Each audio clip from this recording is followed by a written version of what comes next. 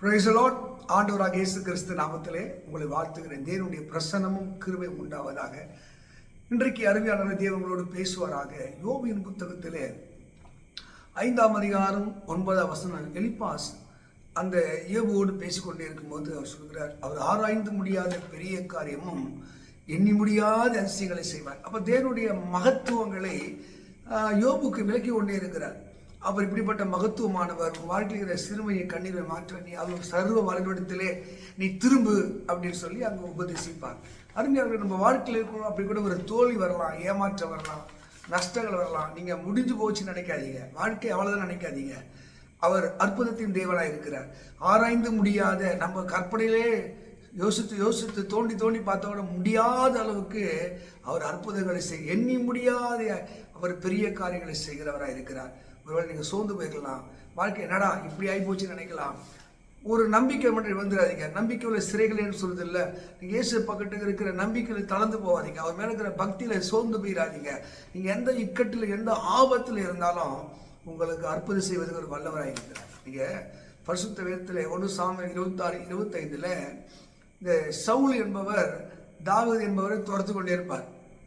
தாவீது குறித்த ஒரு அச்சம், பயம், அடுத்த அரசனா மாறிடும் என்று சொல்லி இப்போ 2 பேரும் நேர்களை சந்திக்கிறாங்க. தாவீது இந்த சவுலை கொலை செய்யக்கூடிய அளவுக்கு ஒரு சந்தர்ப்பம் கிடைத்தாலும் அவன் அதை செய்யல. அவனை மன்னிச்சு விடுகிறான். தூரம் சொல்றான், தகப்பனே பாரு, உன்னை நினைச்சிருந்தா அவனை கொண்டு இருப்பனே அப்படின்னு சொல்லும்போது அந்த சவுல் அந்த தாவீதை பார்த்து இப்படி ஆசைக்கிறார், என் மகனே, நீ கர்த்தருக்கு பெரிய காரியங்களை செய்வாய், நீ மேன்மேலும் பலப்படும். பாருங்க, அந்த பெரிய காரியம்ன்றது நம்மளை சபிக்க வந்த கொல்ல வந்த வாயிலிருந்து ஆசை தான். ஆராய்ந்து முடியாத பெரிய காரியமும் எண்ணி முடியாத அதிசயத்தை அவர் செய்கிறவர். உங்களை சபிக்க வந்தவங்க, உங்களை விரோதிக்கிறவங்க, அவங்க வாயின் வழியாகவே கர்த்தர் பெரிய காரியங்களை செய்வார்.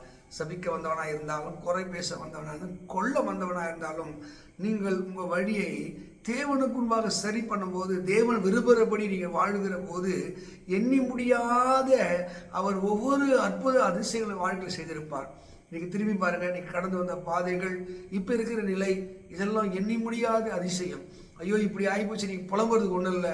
எந்த நிலைமையில இருந்தீங்க, எங்கே இருந்தீங்க, எப்படி தெய்வம் உங்களை கடந்து வர பண்ணினார். உங்கள் கையினாலே அற்புதம் செய்திருக்கிறார். உங்கள் வாயின் வார்த்தை கேட்டிருக்கிறார். அநேக ஜனம் இல்லாதவராக இருந்தவர் ஜனப்பெருத்தவனாக மாற்றி தள்ளப்பட்ட உங்களை அநேகர் தூக்கி கொள்ள கூடிய நிலைக்கு மாற்றிருக்கிறார். அதுதான் அவர் ஆராய்ந்து முடியாத எண்ணி முடியாத அதிசயம் செய்வார். ஒரே உலகமே ஒதுக்கி தள்ளன, சொந்த குடும்பமே ஒதுக்கி தள்ள தாவீது தான் சிறியவனை புடுதலே இருந்து எளியவனை குப்பிலே எடுத்து அவர் பிரபுக்களோடு அமர பண்ணுகிற தேவன்.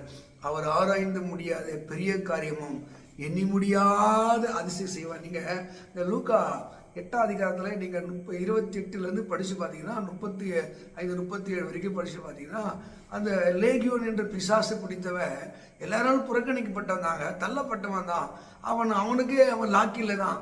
ஆனால் அந்த மனுஷனை ஆராய்ந்து முடியாத எண்ணி முடியாத அதிசயங்களை செய்யக்கூடிய தேவன் அவன் வாழ்க்கையை குறுக்கிட்டு அவன் ஒரு அற்புதம் செய்தார். எந்த ஜனங்கள் அவனை கேவலப்படுத்தினார்களோ, அவனை கண்டு ஓடி ஒளிந்தார்களோ, அஞ்சினார்களோ, அதே மக்களுக்கு நீதியை சொல்வதற்கு பிரசங்கிப்பதற்கு கர்த்தர் அவனை அழகாய் ஒரு தலைவனாக உருவாக்கினார். இதுதான் எண்ணி முடியாத அதிசயம். உங்கள் கடந்த காலத்தை திரும்பி பாருங்கள், இப்போ இருக்கிற நிகழ்காலத்தை நினைத்து பாருங்கள்.